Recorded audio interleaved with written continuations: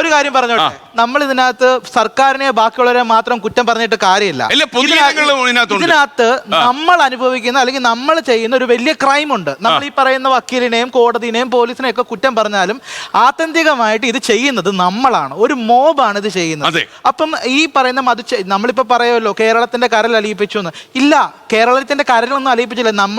നമ്മളല്ല അത് ചെയ്തേക്കുന്നതെന്ന് തോന്നിപ്പിക്കാനായിട്ട് നമ്മൾ പറയുന്ന ഒരു വെറും ഡോക്യുമെന്ററി മാത്രമാണത്.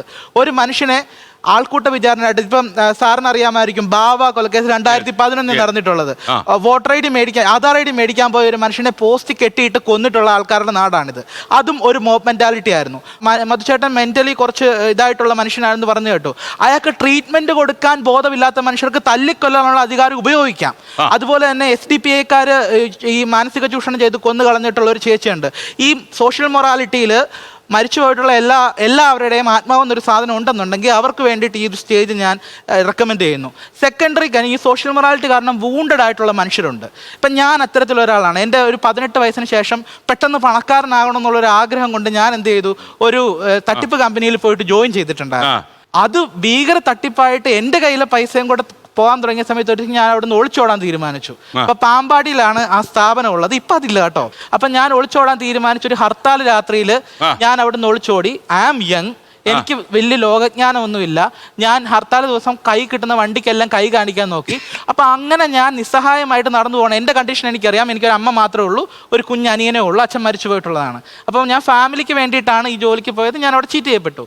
ഞാൻ തിരിച്ച് നടന്നു വന്ന സമയത്ത് ഹർത്താലായത് കാരണം കുറേ ആൾക്കാർ കള്ള് കുടിച്ചുകൊണ്ടിരിക്കുമായിരുന്നു. അപ്പം അവരെന്നെ കണ്ടിട്ട്, അപ്പം ഞാൻ അവിടെ നിന്ന് ഓടി വന്നിട്ടുള്ളത് കൊണ്ട് ചെറിയൊരു ബാഗൊക്കെ മാത്രമേ ഉള്ളായിരുന്നു. അവരെന്നെ കണ്ടിട്ട് എന്താ കാര്യം എന്ന് വെച്ചപ്പം ഞാൻ എൻ്റെ സങ്കടത്തിന് എൻ്റെ കാര്യം പറഞ്ഞു. അവരെന്നെ തല്ലുക മാത്രമല്ല, അവരെൻ്റെ ഫോൺ മേടിച്ചിട്ട് എൻ്റെ അമ്മയെ വിളിച്ചു. എന്നിട്ട് എൻ്റെ അമ്മയെ വിളിച്ച് അവർ ഭീഷണിപ്പെടുത്തി. അവർ പോലീസ് സ്റ്റേഷനിൽ നിന്നാണ് വിളിക്കുന്നത്, അങ്ങനെയാണ് ഇങ്ങനെയാണ്, നിങ്ങളുടെ മോൻ എന്താ രാത്രി ഇവിടെ കറങ്ങി നടക്കുന്നതെന്നൊക്കെ പറഞ്ഞു. സീരിയസ്ലി എനിക്ക് ഈ വേദന എടുത്താലും ഞാൻ എൻ്റെ അമ്മയെ പിന്നീട് വിളിച്ച് സംസാരിച്ചു. പിന്നീട് ഞാൻ എൻ്റെ അമ്മയോട് പറഞ്ഞപ്പം, കുറച്ച് പ്രായമായി കഴിഞ്ഞ വർഷങ്ങളിൽ എൻ്റെ അമ്മയോട് ഈ കാര്യം പറഞ്ഞപ്പം എൻ്റെ അമ്മ ലിറ്ററലി ഭയങ്കരമായിട്ട് കരയുകയൊക്കെ ചെയ്തു. ഞാൻ പറഞ്ഞ കാര്യം എന്ന് വെച്ചാൽ, ഇത് ഞാൻ മരിക്കുന്നിടം വരെ ഞാൻ കൊണ്ടു നടക്കുന്നൊരു ഓർമ്മയാണ്.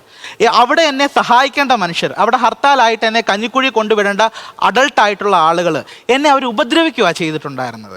സോഷ്യൽ മൊറാലിറ്റിയിൽ വരുന്ന ഒരു കാര്യം ഇതാണ്. പൊതുജനത്തിലുള്ള വിശ്വാസം, നമ്മുടെ ഉള്ളിൽ നമ്മൾ ബിൽഡ് ചെയ്യുന്ന ഒരു മൊറാലിറ്റി ഉണ്ട്. ഞാൻ ചെയ്യുന്ന ശരി, ഞാൻ ചെയ്യുന്ന തെറ്റുള്ള മൊറാലിറ്റി. ലോകത്തെവിടെയായാലും ഏത് സമയത്തും 24 വാർത്തകളും ഓഗ്മെന്റഡ് റിയാലിറ്റി പാക്കേജുകളും എക്സ്പ്ലെയിനറുകളും വിശദമായി കാണാൻ ഞങ്ങളുടെ യൂട്യൂബ് ചാനൽ നിങ്ങൾക്ക് സബ്സ്ക്രൈബ് ചെയ്യാം.